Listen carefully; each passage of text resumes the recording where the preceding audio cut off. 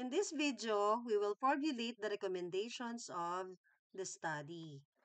What is the purpose of the recommendations of the study? So we have here 4 items to address the concerns to the directive beneficiaries of the study, to give specific suggestions for improvement in real-world actions to be taken based on research, to avoid unforeseen problems in future studies for continuity, to suggest related research that was not solved in the present research.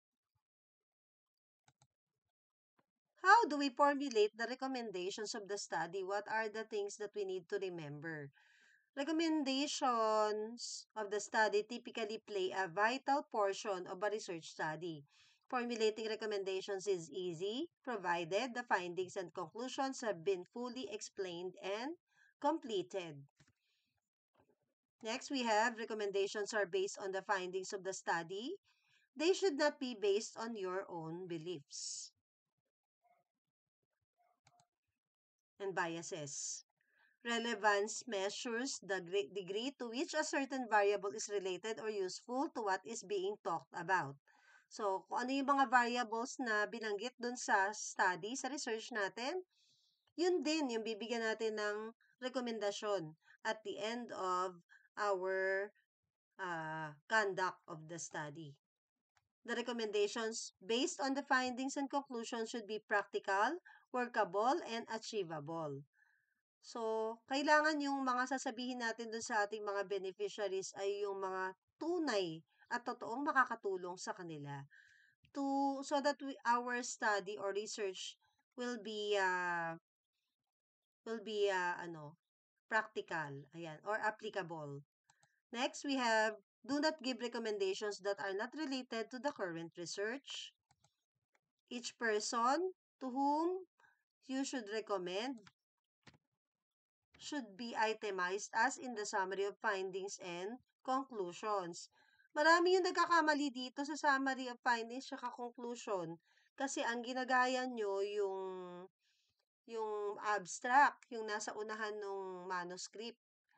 Hindi yon. Sa abstract lang natin ipaparagraph lahat yung ating mga summary, conclusion, and recommendations. Pero at the end of the last part of our manuscript is the discussions part. That's where our summary, conclusions, and recommendations should be found and itemized. Okay? Next and last, people that can directly affect or benefit the results of the research are mentioned, or whatever problems are solved in the current research can help these people. So, what are the content of the recommendations? Ano-ano ba yung nilalaman ng recommendation? So, napakahalaga ng mga bagay na ito. Kaya, guys, please remember this video. Remember yung mga tips natin na binigay dito sa video. Kasi this will play a very important part of crafting our research. Kasi kung paulit-ulit tayo na kung mahihirapan tayo, napakarami nating dapat isulat. Okay? So, una, dapat may introductory paragraph. Katulad ng mga ibang parts ng ating manuscript, hindi tayo maglalagay ng number 1 agad. Sabihin muna natin sa reader natin, ano ba yung mga sumusunod? Ano ba yung number 1, 2, 3, 4, 5? Kailangan i-heads up muna natin yung ating mga reader. Ano ba yung mga susunod na mga discussion, okay?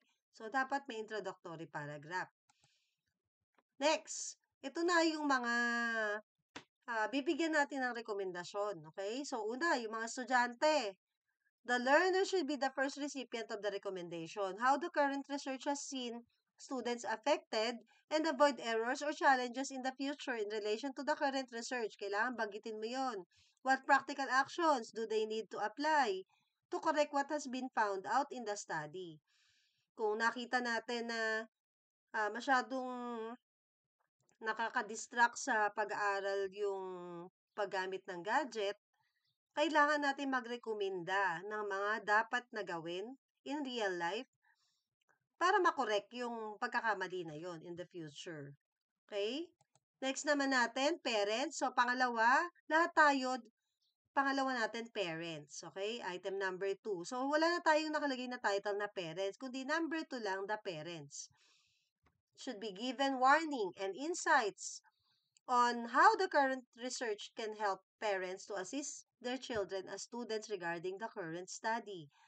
You have to give practical suggestion to parents on how they can be wise in applying what the children have learned in school. Okay? Next, number 4 item natin, teachers. Number 3, the teachers are also in direct contact with students and can be source of advices to help or assist students with their decisions within the realm of education. What teachers should do to assist students to be wise in their decisions as related to the current study. Ano kaya yung mga dapat sabihin ni teacher? O, maya't maya, kailangan bigyan natin ng rekomendasyon si teacher para hindi niya consciously nagagawa ito. Kasi unconsciously nagagawa na ng teacher to eh. Pero we need to recommend to the teacher, okay? Number 4 naman, school head or principal. Masyadong mahalaga ang ating mga principal para kailangan natin silang bigyan ng rekomendasyon. Being the head of the school, the principal should be given recommendations on how to address future challenges that directly affect the students of his or her school in their day-to-day activities. So, magrekomenda tayo sa mga principal natin. At panlima, ito lahat tayo, panlima natin to, what study to undertake soon related to the current study, stating the solution to the current problems that are not given attention in the current research can be a subject for recommendation in future researches. So, kailangan lang guys, para hindi tayo mahirapan, follow the prescribed format. So, punta na tayo, how to begin with an introductory paragraph. So, kailangan na yung introductory paragraph natin. Sa recommendation, it should be based on the summary of findings and conclusion. This is a sample of introductory paragraph that you can copy. Siyempre, dapat meron tayong recommendations na title. And then, yung introductory paragraph natin, naka-indent uli. And it goes based on the findings and conclusions presented. The following recommendations are suggested. Okay? Another sample introductory paragraph. Based on the findings and conclusions, the following are strongly recommended. So, punta na tayo sa format ng mga items na dapat nating ilagay. So, lahat tayo, unahin natin yung students. Kailangan yung grupo nyo, yung research nyo, kung ano yung research nyo, yun yung ire-recommenda nyo sa mga estudyante. Nakita natin na yung palang parental support ay malaki pala yung nagagawa. Kahit hindi lang siya financial, kahit moral support, moral parental support ay malaki yung nagagawa dun sa pag-aaral ng estudyante. O, bigyan natin ng rekomendasyon ng mga estudyante. Paano sila magsisik ng support ng kanilang parents, not only financially, but morally, socially, spiritually, o ganon. So, in our example number 1, ganito dapat yung itsura nyo. So, depende kung ano yung topic nyo. Number 1, students should take advantage of the available technology in the school, including laptop or personal computers. Lagyan natin ng S. And internet access so that skills that are needed to learn can be maximized. So, yun yung positive, di ba? Negative naman, the use of technology should also be limited to avoid procrastination, misuse, and distractions to studies. Ayan. Okay? Number 2. Lahat tayo may number 2. Parents. Parents are encouraged to have a close relationship to their children, especially when it comes to communication, thereby setting parental controls and monitoring their studies to ensure a healthy balance and avoid excessive use of gadgets. Ayan, pwede. Number 3, lahat tayo may teachers. Teachers should incorporate technology into lessons purposefully. Kung paano naman Yung teacher naman, paano yung dapat niyang gawin pag nasa classroom para makatulong sa mga estudyante?